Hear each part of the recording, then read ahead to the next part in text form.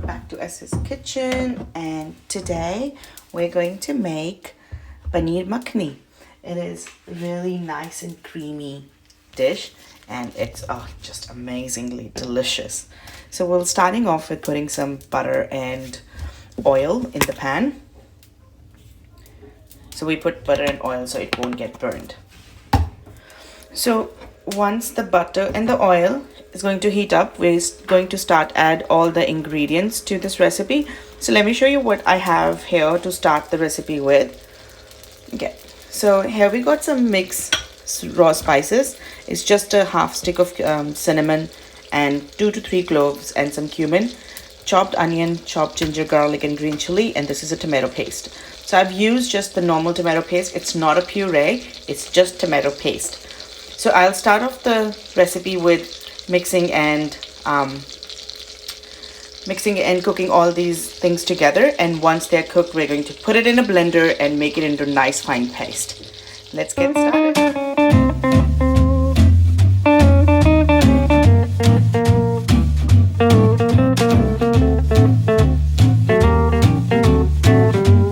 So now that the ginger, garlic and green chilies have been cooking for a little while, what I've done while putting them in here, I've added 1 bay leaf and around 2 teaspoons of cardamom powder.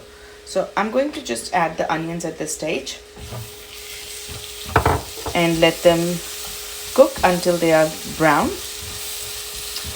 Because bay leaf has been in oil with the ginger and garlic, so I'm just going to take it out like this because it can interrupt cooking our onions. So we're just going to let the onions cook for 2 to 3 minutes for them to just lose all of the water and look a bit more translucent, and then we're going to add our tomato paste to this mixture.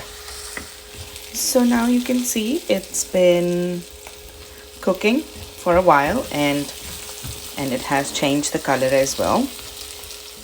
So now you can see the onion has been cooking for a while and it has changed the color. What I'm going to do at this stage, I'm going to add the tomato paste. Again, I'm telling it's not a tomato puree, it's just the paste. You can get this from any supermarket. So I'm just going to add this here and start mixing. And once this is cooked and the oil and the butter is separated from the mixture, what we're going to do, we are going to put everything in a blender and blend it so we don't have these raw these onions and garlics bits and pieces here, because it has to be a smooth paste.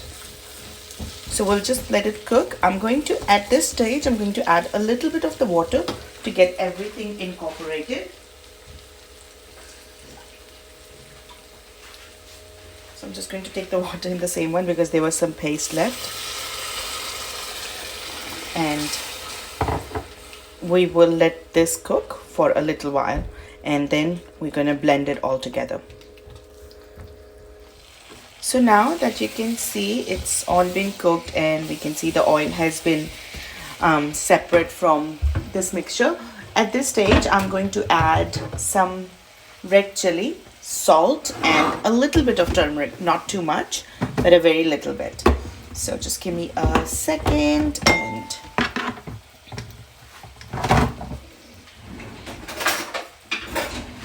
so I'm going to just add some salt now, like this, and I'm going to add a little bit of red chili because this curry is going to be red anyways, some turmeric for the flavoring. That's it. And I'm going to add a little of garam masala here. And this is all we needed. Just going to mix everything all together now.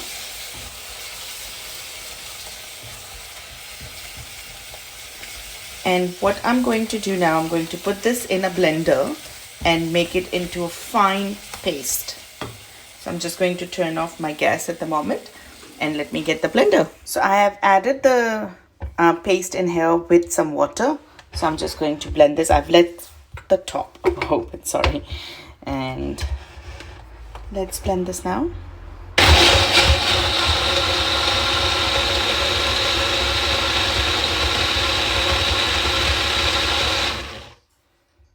So now it's all blended. Look at this, how nice it looks. So we're going to just put this back into the pan and start completing the recipe. Okay, so I have not cleaned the pan because it contains lots and lots of flavor. So I'm going to just add a little bit of margarine, or the table spread that we call. We're not going to add butter. And that's it. I'm going to just wait for this to melt and add our paste into it, and we'll be almost done with making this curry. There we go. It's all melted now, and we don't want to burn it. We just wanted to give this pan a nice non-stickiness. And now I'm going to put this in here. So there is some left in here. I'm going to add some water and put this all together. And there we go.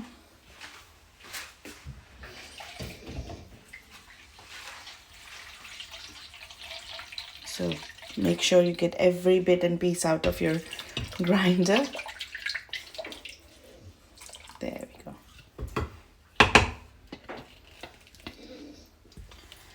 And just mix this. And now what I'm going to do at this stage, I'm going to add some more water into this and let it cook like this for some time.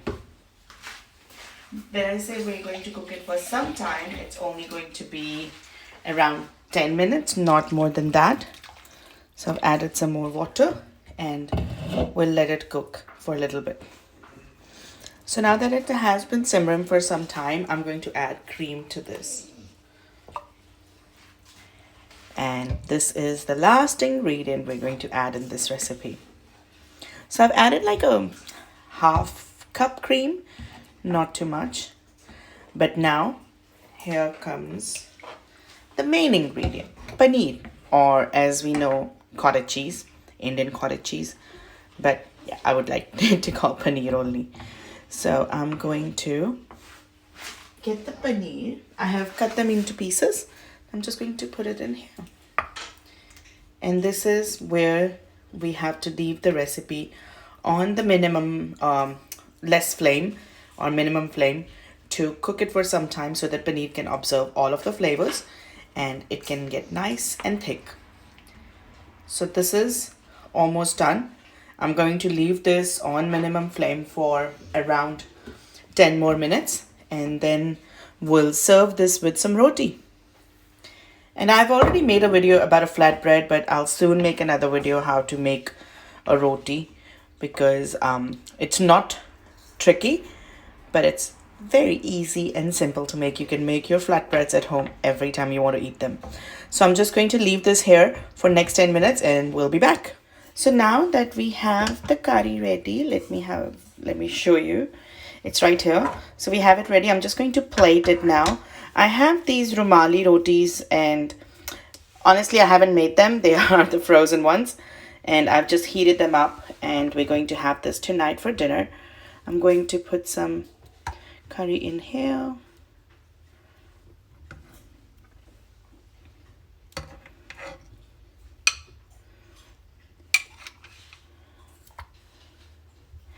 And there it is. And we're going to garnish it with some coriander leaves, like that. And I'm going to top it all off with some cream. I'm just going to take a cream here, and there we go.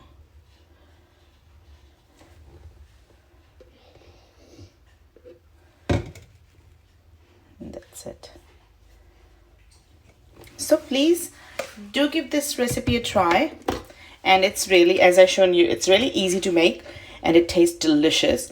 And leave in a comment how it turns out, and please do not forget to subscribe SS Kitchen, like and share. Thank you so much for watching SS Kitchen again. Bye.